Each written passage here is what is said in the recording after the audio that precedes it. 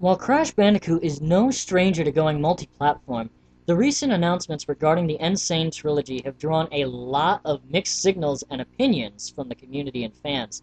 Stick around and I will share with you my personal opinions on the matter.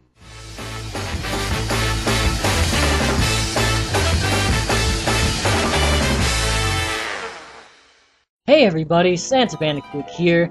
Yeah, I'm a little late to cover this topic, but I'm only just now getting a chance to record the video. So, like I said, there have been a lot of mixed opinions in the wake of the new announcement regarding the Sane Trilogy. For those of you who don't know, the Sane Trilogy will be coming out to all platforms come July 10th. This is a really big deal because a lot of us thought that these games would remain PlayStation exclusives, and some of us even hoped so. But also, this will be the first time that these games have ever been made available on other platforms. So naturally, there are some mixed opinions, like I said. Some are really for this change and really embrace it, saying that we should be happy because this could expose the franchise to more people, more sales, which could lead to the creation of another Crash game or another remaster. Then you have other people who, like I said, hoped or thought that these games would remain PlayStation exclusives, and believe that they should stay PlayStation exclusives.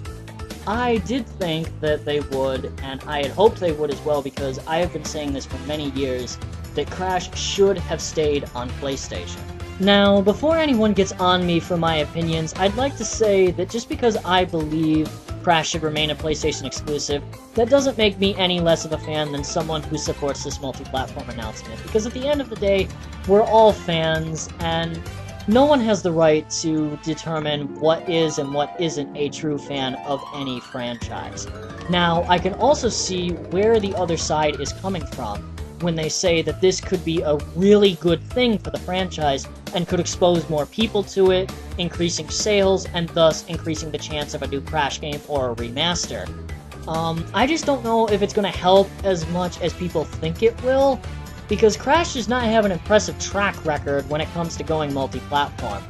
Now, that wasn't the total cause of his downfall, but it certainly didn't help. And to be fair, the games coming out around that time were not all that great. Some were, because some people regard Twinsanity to be one of the greatest games in the series, if not the greatest game in the series, but some will go down as some of the worst games in the series. Looking at you, Boom Bang. But yeah, times are different now, as someone pointed out to me. So, yeah, you never know. Crash could do well on other systems, and this could potentially be a very good thing for the franchise. We'll have to wait and see.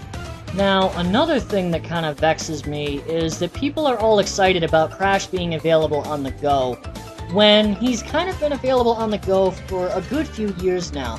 Between the Game Boy games, the DS games, the games that came out for PSP, the ability to buy, the original trilogy and CTR on the PlayStation Network to be able to play on the PSP and the PS Vita, not to mention all the mobile games that came out as well.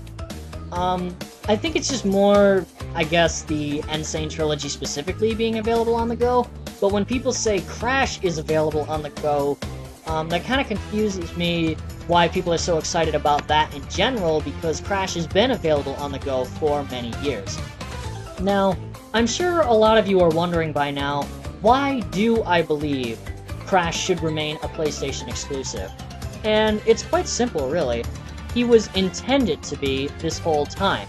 You see, back in 2008, Jason Rubin, one of Naughty Dog's co-founders, was interviewed by Crash Mania, and one of the questions was pretty much why did Naughty Dog decide to create Crash when they had games like Rings of Power and Way of the Warrior, which were completely different in style and gameplay.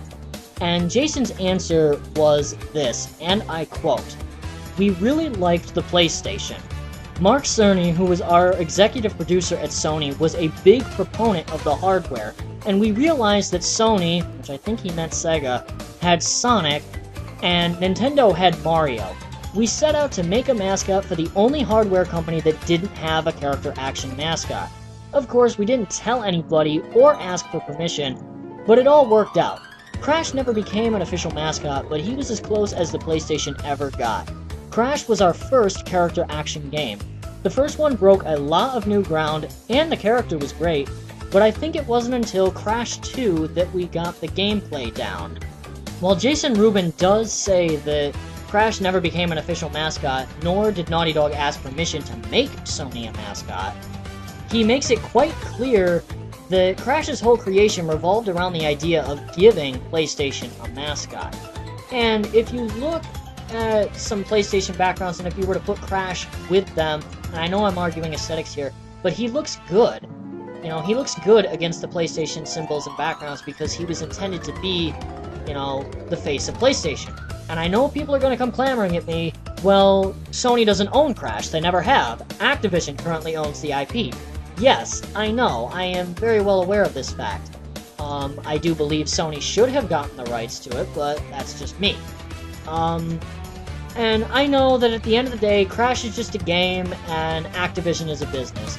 But I've also been very passionate about Crash ever since I was little, and, you know, he'll always be one of my childhood heroes. And yeah, like I said, I get that Activision is a business, and this is more of a move for them to make money than anything else. But I have also believed that since the Sane Trilogy brought Crash back to his roots, that Activision and Vicarious Visions both should have honored what Naughty Dog originally intended for the character and built him up to be PlayStation's mascot. You know, that's pretty much all I have to say. I just believe that Crash should have remained on PlayStation, and again, I've been saying that for many years now. But that's just my opinion. I'm not here to tell you that you're wrong if you don't agree with me, nor am I telling you that you have to agree with me. All I ask is that you respect my opinion, and I will respect yours. I also ask that you keep things civil in the comments section, because if this video encourages discussion, you know, I'm all for it.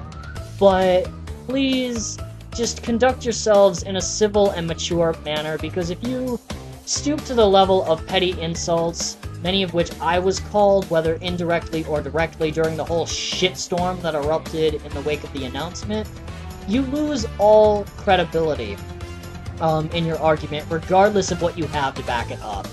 Because, you cannot conduct yourself in a civil and mature manner. So, again, I ask that you please conduct yourselves in a civil and mature manner, because I don't want to have to delete comments or turn off commenting entirely just because people could not control themselves. Thank you. And, yeah, that's pretty much it. If you enjoyed this video, please consider leaving a like, a comment, or sharing it around. And if you're new to the channel, consider subscribing. I upload Wednesdays, Fridays, and Sundays. Yep, that's pretty much it. So thank you all so much for watching, and until next time, peace out.